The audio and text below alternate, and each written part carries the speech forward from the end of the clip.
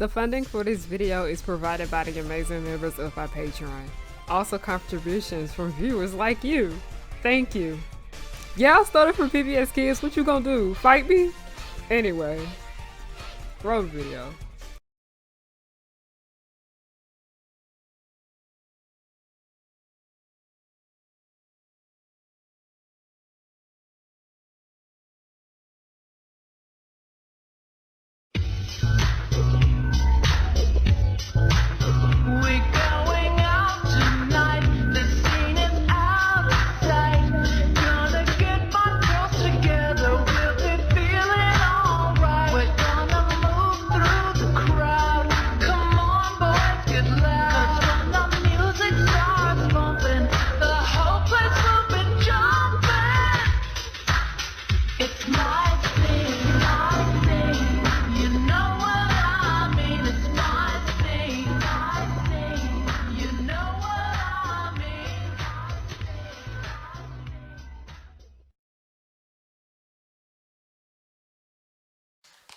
So I would like to talk a little bit about, first, I guess, process. I am an author because I have no choice, meaning I have to write. I grew up in foster care system in New York City, and my first foster mother was illiterate. So little did I know it shaped my entire life, and that's all I cared about, is to be able to read and write. That was my whole goal in life. This woman right here is the creator of the Cheetah Girls. Many people have no idea what she even looks like, along with how plenty don't even know her name. Her name is Deborah Gregory. And if it weren't for her, we would not have the great song that is Strut.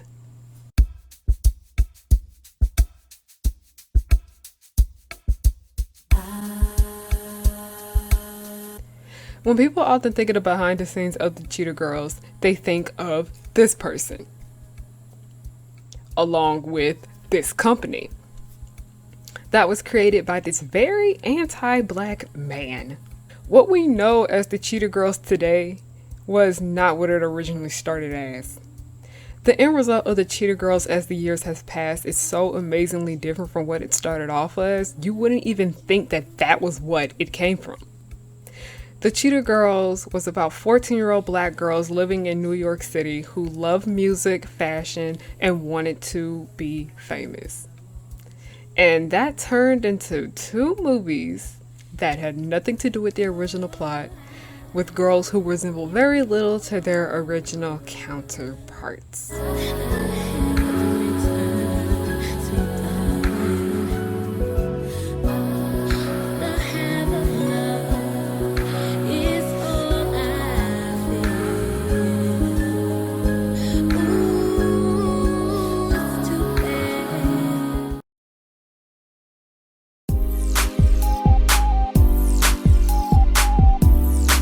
A few years back, I saw that there was this viral post going around on Twitter about the true Cheetah Girls story that people didn't know about, which had some lies in it. The person said Aquanette's twin sister Anjanette was written out of the books and was replaced with a white character named Dorinda, who was not in the book. And 70% of that statement is false. Now, what was true about it? Yes, it was true that Anjanette was written out of the movie. And in the movies, it was true that Dorinda was white. Here's where it's a lie. Dorinda did not replace Anjanette. As Dorinda was in the books, she was a part of the girl group. That post right there just showed me that, one, people don't actually know what the Cheetah Girls really was, and two, that y'all shouldn't be getting your education and information via Twitter. Do your own fucking research, please.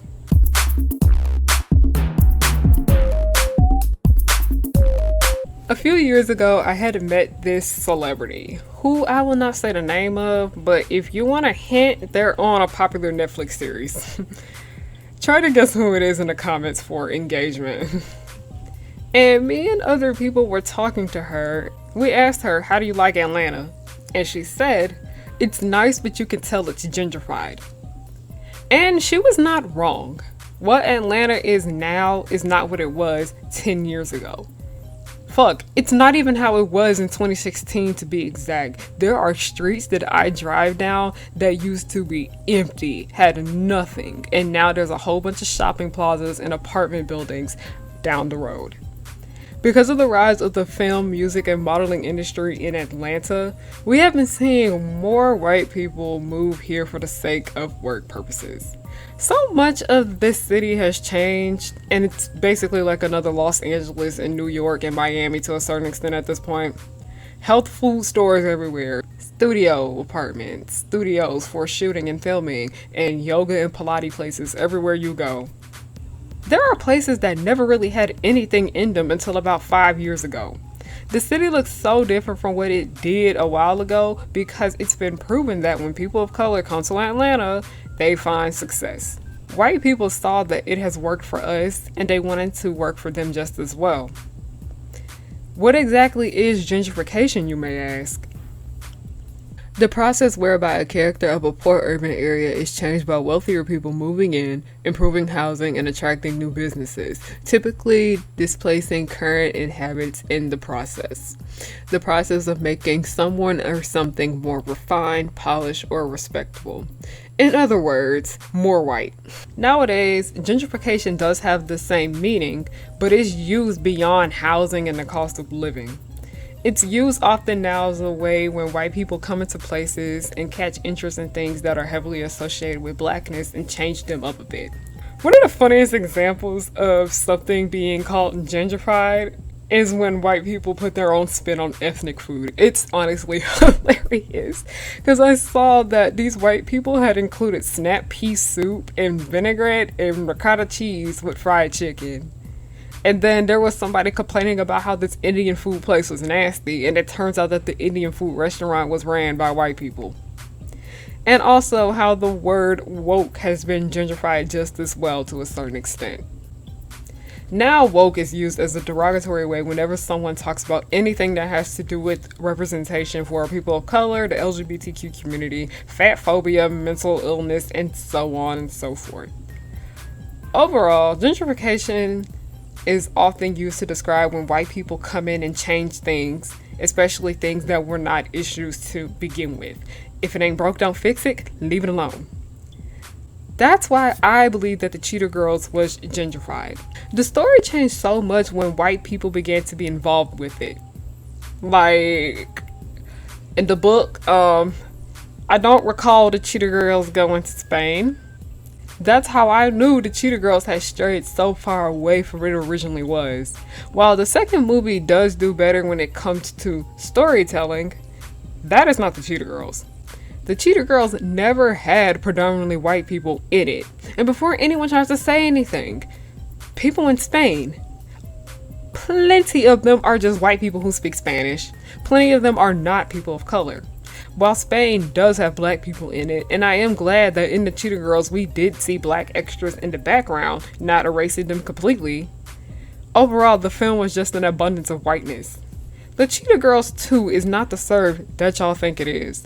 While the film is much better than the first when it comes to plot and dialogue, like I said earlier, that's not the Cheetah Girls. The Cheetah Girls 2 is just a gentrified version of that. It's not a problem that they put the Cheetah Girls in a new location. It's the fact that they put them in an extremely white location. The Cheetah Girls being around a lot of black girls played a significant role in the books and in the first movie. Removing them from that kind of setting changed so much. From the fashion to the music and even how the girls talked and presented themselves. While the casting was much different in the first movie than in the books, the characters did feel pretty much the same. In the second movie, the only character who felt the same was Galleria and Chanel to a certain extent. And that is a reach.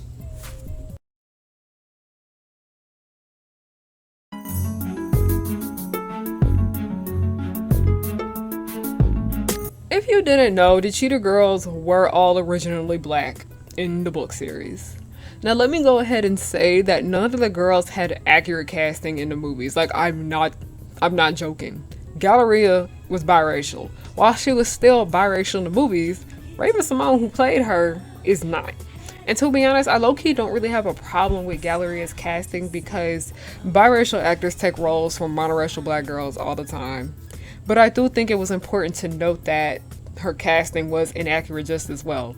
And yes, I am aware that not all biracial people are light-skinned, but biracials are often perceived to be as light-skinned, as so much of the biracial representation that we see on screen are light-skinned people. That is why Raven was able to fit the part. While she had two black parents in real life, she was still light-skinned. One thing people don't know is that Chanel was actually Afro-Latina, unlike her counterpart, Adrienne Bailon, in the films. No shade to Adrienne, I think she did a pretty good job playing Chanel, but I do have to call out this casting. Chanel literally wore braids, y'all. Like braid extensions. Yeah. Aqua was dark-skinned in the books. Kaylee Williams is not dark-skinned. And Dorinda, like Galleria, was biracial in the book. She was half black. Sabrina Bryan is white. And before someone tries to say that she's Latina, she's a white Latina. I understand that Disney Channel wanted the Cheetah Girls to have more than just black girls in the group because they wanted kids of different backgrounds to be able to see themselves within these characters. Which I do get. Because you want to know why?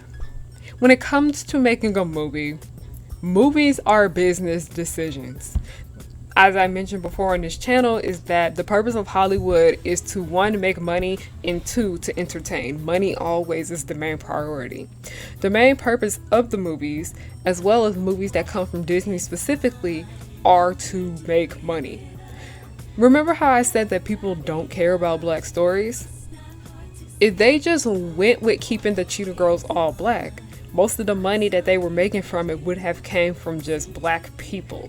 Mostly black people, to be exact, which isn't a bad thing because there's a lot of us in this world. But Disney has this notion that they have to do something for everyone so they can get money from everyone. As I do understand why this decision was made, it was still very much disappointing.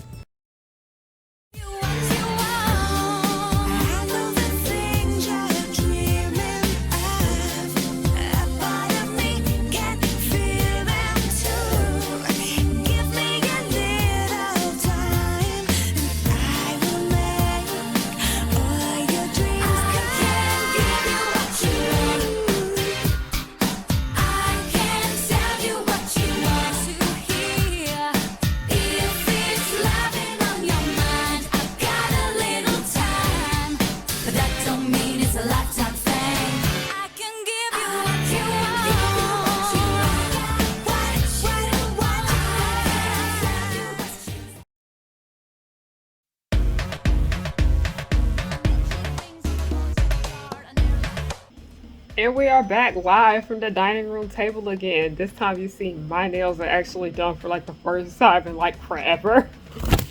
Look, now that you are aware that the Cheetah Girls is a series about black girls, I want you guys to take a look at these book covers that came out after the first Disney Channel movie was released. Mind you, me and my sister have had this book since 2003, okay? This is before I could even really read. My parents just bought it for us so we could read later, but take a look at this. This is the first book. They released books 1 through 4 in just one big ass book. It's funny because it's called Living Large. This is big. I kid you not. It may look intimidating. Actually, like, flip through the damn pages. You see how big this shit is.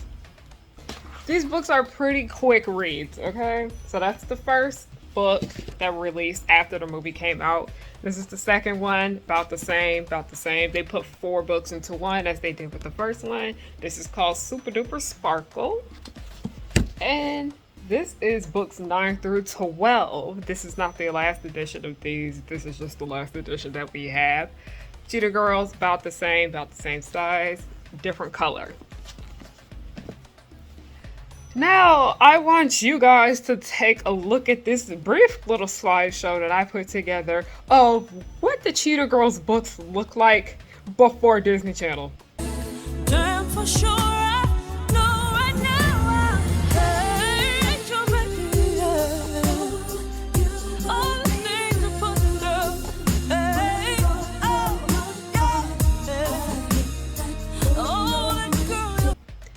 difference, isn't it? Let's talk about those differences. Here with these books, we see that they are just big, bright ass colors. And you know, when it comes to don't judge a book by its cover, book covers really do matter when it comes to people buying books. We see that these book covers have really bright colors on them, and there's no kind of people in them. All you see is sunglasses and microphones on all three. I personally think these book covers are super duper cute, by the way. I'm not hating. I enjoy the designs.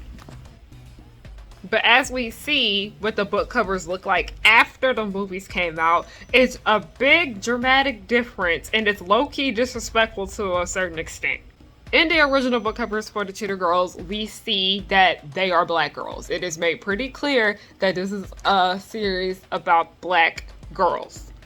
And what you know, when they say judge a book by its cover, usually when it comes to a book cover, you can imply who the story is going to be about. As I know, plenty of black authors have pictures of black girls on the covers of their stories, letting us know, yeah, this book is about a black girl. I've seen it done numerous times in the past, and I know some authors don't even put pictures of the girls on their cover. Simply, I understand it because they know that a lot of people have racial biases, racist people specifically, and they are not likely to buy a book that is about black people if they could tell like firsthand. They wouldn't even give it a chance.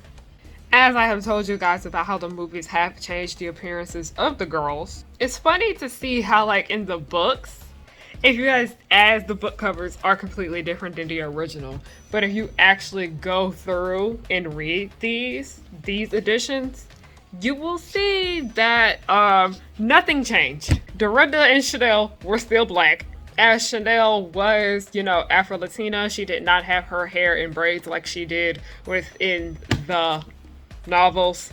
Aquanette's twin sister Anjanette, that they wrote out of the films, still existed here. Because the Cheetah Girls that everyone grew to know and love was not a girl group that was full of black girls, as they did have black girls in the one that we know today. I'm talking about the original one, which was strictly black girls. We understand that that is part of the reason why more people were interested in the films, as the Cheetah Girls are some of the highest rating programs that cable and Disney Channel at the time.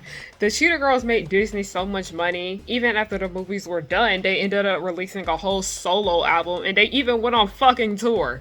The Cheetah Girls were a big thing, but part of the reason why they were able to be so successful for the Disney company and make them so much money is because they weren't an all-black group like they began with. Like I said, I understand it from a business perspective, but it still feels kind of yucky. It's kind of gross still, how that is what it took in order to get this to sell.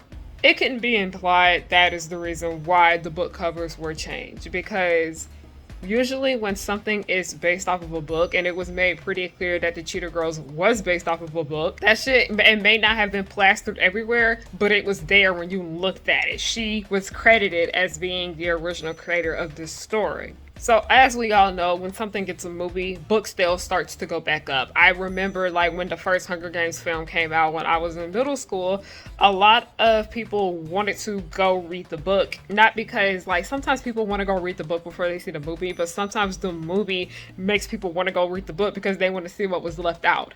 I was one of those people. And I kid you not, my local library, there was like 100 people on the wait list for just the first Hunger Games book. Like I said, it's been proven that book sales will skyrocket if something gets visuals put along with it. They knew that the Cheetah Girls books were going to sell, but they knew that those girls on the book cover was not a reflection of what was put in that movie. So in order for them to sell the books, they ended up changing the covers. It's sad to see that because this is still the original story of the Cheetah Girls. This is still the girls' original story. They're black, they live in New York, they do come from different backgrounds as they are. Okay, this is something that just killed me about the Cheetah Girls, about how all the girls are different and they come from different backgrounds. And I get that, but that didn't automatically mean that they had to like you be different races. Yeah, like Dorinda was in foster care. Aquanette and Anjanette were raised differently than they were with Chanel and Galleria. Galleria was biracial, half black, half Italian white. And then, Chanel was dealing with her Latino family and her not really having a father and the issues that she was having with her mother and all. The Cheetah Girls all came from different backgrounds. While they were all pretty privileged, with the exception of Dorinda, they all were different girls. They all had different struggles and whatnot. Because I remember while Dorinda did deal with having, like, being in foster care and whatnot, Chanel ended up having, like, an eating disorder. There were so many different kinds of, like, problems that the girls dealt with in this story. They all came from different backgrounds. They were all not alike. While they were black, that didn't mean that they all had the same kind of personality. So that kind of just takes me out how they were saying they want every girl to relate. I'm sorry, but like while Dorinda was white in in the remake movie, I could still relate to her. I grew up not really having money like that. I get that. I understood that. I understood those scenes when Chanel was going back and forth with her mother. Because sometimes my relationship with my own mom could be like that. Though I was not the same racist as those girls, but I could still understand them. It's sad because in these books, nothing has changed. It's still the girls' original story. This is the real Cheetah Girls right here. But because they knew that if people saw on the book cover that this was not the ones that we have known in those films, because it's been proven more people are likely to watch a TV show and a movie than they are to read a book. It's just very frustrating to know that that was a creative decision they had to make in order to get these books selling. It even says it over here. Now a Disney Channel movie, they have one shot to show their spots. And then it even got the Scholastic's book fair here at the bottom, because we got this shit for the book fair. It is so interesting to see because Disney, I'm pretty sure that like Scholastic is like one of the biggest book publishers out here. I'm pretty sure Scholastic only did the first book, because I go over here and I look at the other two book covers. It's published by two different other people, not two different, it's the same, but it's called Jump at the Sun Hyperage, however you pronounce that shit. Scholastics didn't do these. It's sad to know that they didn't even care to continue selling the rest of these. And you want to know what? I think they figured out that, it's not the same as the movies. I don't know. I'm just making assumptions at this point. It's just kind of sad to see that, this is not the original intent. And I understand that as time passes, book covers do change to keep up with, current trends and whatnot. But this book cover change, it's just very unsettling to know that they had to take into consideration that if the book covers kept the black girls on them, they might not have sold. Yeah, we know that the Cheetah Girls that we see on Disney Channel are not an all-black group. But when people go to watch the Cheetah Girls, they're going to be like, I want more of this story. So instead of them going into the intent of these books, knowing, if you don't do your basic research on the Cheetah Girls, you probably would think that the girls in the movies look how they do in the books. Because I remember how shocked I was when I found this information out. Because even though me and my sister had this book since we were in pre-K and kindergarten, we didn't read it until we got to middle school, mainly because I was intimidated by how big this shit was. When I actually read the book, I was kind of flabbergasted. The fact that I really used the word flabbergasted. I'm sorry. Dan Snyder is terrible, but I have learned so many big words from his shows. I was actually flabbergasted when I read this and I saw that. I was like, wait a minute. This is not the same visuals as it is in the film. Deborah Gregory took so much inspiration from her personal life when it came to her creating the Cheetah Girls. As she grew up in foster care in New York, she loved cheetah and leopard print and how she wanted to be a singer while she didn't really have the voice, but she still had dreams of being an idol. Dorinda was kind of a bit of a self-insert for her as she was a foster child. We saw how taxing that was on Dorinda in the film, like how it was in the book. In the second movie, we forget that Dorinda is in foster care. It's mentioned once or twice and never again. Dorinda's character in the first film, she doesn't feel the same in the second very much. The Cheetah Girls just started off as a story about black girlhood, but at the end of its run, it no longer felt that way. While I am not a fan of the last movie, I do appreciate how the film was set in South Asia. As you know, South Asians have so little representation when it comes to American media. But that was not the Cheetah Girls. That isn't what it started at. It's mainly the second movie where some of these issues lie. Y'all saw how Cheetah Girls was extremely big at the time. And as whitewashed as they made it, because of the black influence it had on it, it literally came from black influences. We don't see nothing new from it. Disney Channel don't even play them damn movies anymore. And I am fully aware that the members of the groups are not on good terms. I don't care about that because I kid you not, a lot of the High School Musical cast probably wasn't on good terms just as well. Y'all know Zach and Vanessa dated. I don't care about that. Disney found a way to keep High School Musical going with a whole new cast. The Cheetah Girls was there before High School Musical was. A whole 2.5 years, I'm pretty sure it's 3 if we're pushing it. The Cheetah Girls changed the direction of Disney Channel forever.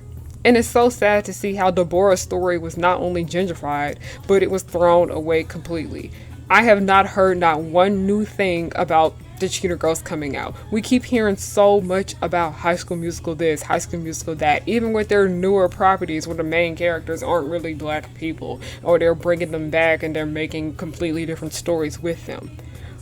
It's so bizarre to me how the Cheetah Girls is literally one of the biggest projects that has come from Disney Channel, and we barely see anything from it. You can't even stream the first album on Spotify. I'm pretty sure it's only available on Apple Music. Disney Channel does not talk about it. I don't even know if they still make merchandise for the Cheetah Girls. But when you look around, there's so much fucking High School Musical stuff everywhere, and they're gonna keep milking it for the sake of money. They don't care that High School Musical, the series, has strayed so far away from what the original High School Musical was. They found a way to continue to capitalize off that franchise and did just that. Disney didn't even try to think of how to continue this. Like, I understand Raven was talking about doing a Cheetah Girls reunion in that. You don't have to have the original cast back, or at least have them back the entire time, to reboot the Cheetah Girls.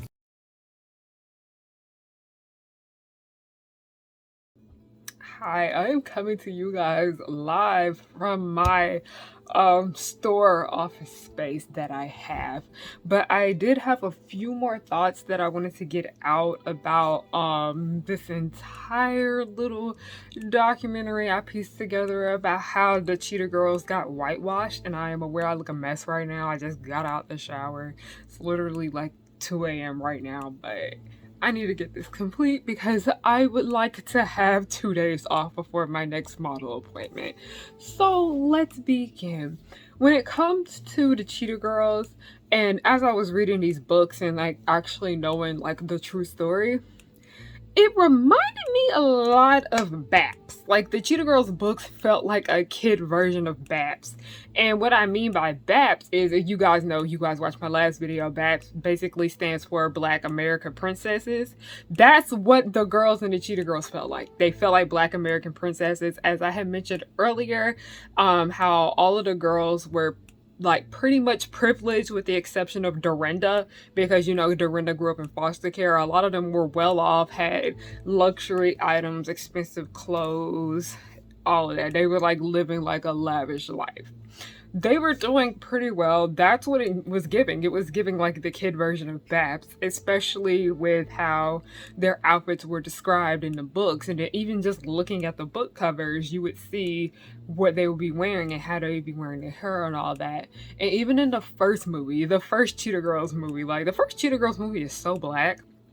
But even by like the designs like of their hair and their outfit choices and all that, it was basically giving kid Babs. And another thing I mean when I say like it was giving Babs, when I read these Cheetah Girls books and then, you know, looking back at the first movie compared to the last 3, because the first movie is black as hell compared to the other 2, You know, like certain kinds of materials where it feel like, yeah, you can tell that this was strictly made for black people, like Baps, Baby Boy, Jason's Lyric. Y'all know those kind of movies. I even would throw Set It Off in there too, just as well. Y'all ever watch like some kind of black cinema? And yeah, Friday is another good example too. You ever just watch some of this shit and you're just like, yeah, you can tell this was made especially for black people, like those black exploitation movies that came out like in the 70s. That's exactly what the Cheetah Girls books felt like. And as I mentioned with all those products, you can tell, yeah, this is specifically made for black people, written and made, created by black people, about black culture and the black experience, the black American experience to be exact. And the Cheetah Girls books is about the black girl experience in New York City. And like I mentioned, I do talk a lot more about this over on my Patreon and on my Ko-fi. So if you guys want to check that video out, you can. Only $2.50 if you guys want to watch it on Ko-fi. Only $3 if you guys want to subscribe on Patreon. Completely optional. But I do go more into detail about what I'm speaking about here over there, because the main reason why I want to put that over there is because I do go a little bit more into depth about the books. And I didn't want this video to turn people away from the books. I wanted them to actually go out and give these books a chance. But mainly, I just wanted to let them know that this is the true story. And if you guys actually want to know what the Cheetah Girls really was, go over there. Go over there and check it out. But overall, here I just wanted to make sure I kept it all positive and I actually give my more critiques about the books over there. I just wanted to keep it positive over here. But here it's just like you can tell, like, these books were made specifically for black girls, and it's just kind of hurtful to see, because you guys know with Rick Riordan, how Rick Riordan is the man who made Percy Jackson, by the way. So you know, I forgot who had the rights to Percy Jackson at first, but now Disney has the rights to Percy Jackson. And for anyone who has seen the first two Percy Jackson movies, I liked them, I enjoyed them, but I can also admit that those are pretty bad movies. Like, they're honestly not all that great. He is like getting a whole redo with those films. Like, it's like those two are completely cut out. They got a whole new cast, whole new production. They're basically redoing that shit. And I'm pretty sure there's something else, I can't think of it like off the tip of my tongue, where they actually just decided to redo the entire thing. Fruits Basket.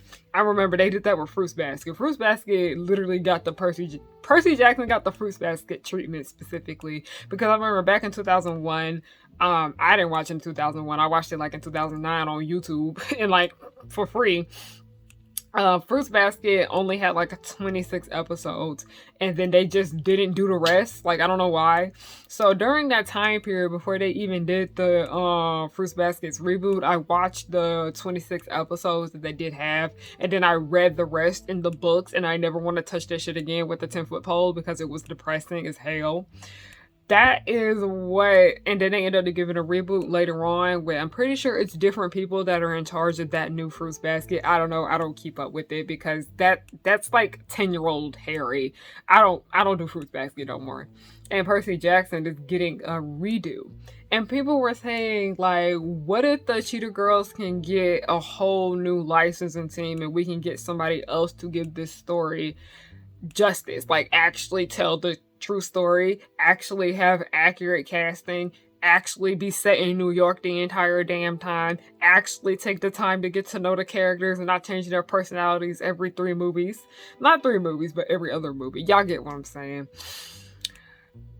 I hate to say it, I hope I don't sound ridiculous, but unless Disney wants to do the Cheetah Girls correctly, like, with, using all black girls, actually have them casted correctly, actually have an Afro-Latina, have it actually be in New York the whole damn time, actually have a consistent storyline, because I talk about it over there on Patreon a little bit more, but the first book, it's not even all that accurate to the books. The first movie is not accurate to the books whatsoever. It's actually very disappointing. The Cheetah Girls has gotten done so dirty that it deserves a reboot, but knowing that the biggest company in the world owns the rights to it, we may not see another Cheetah Girls. Like, unless somebody decides to make a fan film, I'd love to make a fan film for the Cheetah Girls. They're all going to be in their 20s, and it's going to be like an older retelling of it. I would love to redo the Cheetah Girls, because it's honestly so fucking disrespectful how much they changed that woman's story. Like, that was a black story right there, and I personally think it should have been told way more accurately. I get how they changed the races of the girls for the sake of inclusion. Y'all don't never do that stuff for black people. But anyway, I understand how they did that for inclusion, but then they just changed it in the last two and it just wasn't the same. I got so sad while making this video because as this was like a lot of information I've been sitting on since I was in middle school. When I was in middle school and I read the Cheetah Girls books, finally it hit me that, oh, this is not the true story. This is not accurate. It's like I've been sitting on top of it for years, and then I'm finally putting it into a video format to share with other people, to let others know about this information. Because I'm pretty sure a lot of you guys that watch this didn't even know about much of anything I said. It's like a lot of people don't even know what the original Cheetah Girls books look like. They just see the Disney Channel version, and that's that. I really do wish Disney would do this story again. It deserves a whole redoing. I love Raven. I think she's great. I love Adrienne Bailon, okay? I love those two. Aqua, Keely did her thing, I'm not gonna lie. Sabrina was a pretty good Dorinda. Like, she was pretty true to the character, even though she was white. While those four Cheetah Girls are great, I do believe that their stories need to be told the original way they were. That's all I'm going to say for this, because I don't want to make this too long. I didn't even realize I was talking for this long, but thank you guys so much for watching this video. This one was a pretty sad one, not going to lie. But it just hurt. Like, I was just like, this is actually very sad. Thank you guys so much for watching this video. If you liked it, please make sure you give it a thumbs up and leave a comment down below about how you feel about this. Did you know that the Cheetah Girls were originally all black girls? Did you? Did you not? Comment down below. I would like to know for engagement, because, algorithm, this is how I pay my bills. But if you guys want to follow me on everything, everything is at Harriyanna, HARIYNNA. I have Patreon. I have Buy Me a Ko-fi for donations. If you guys want to see more thoughts about the entire Cheetah Girls fiasco, head over to Patreon or head over to Ko-fi to go see the video over there. I also have merch at harriyannahook.com. Use code HOTSPOT30 for 30% off your order. And I have a web series called The Progenies. It's a Descendants fan series. Link to that will be down below if you guys would like to watch and donate. But that's pretty much all I gotta say for this video. Thank you guys so much for watching, and have a good night.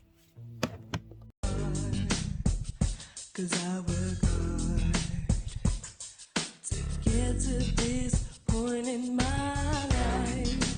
I'm blowing up, so don't hate. Just congratulate. Do it all before bedtime.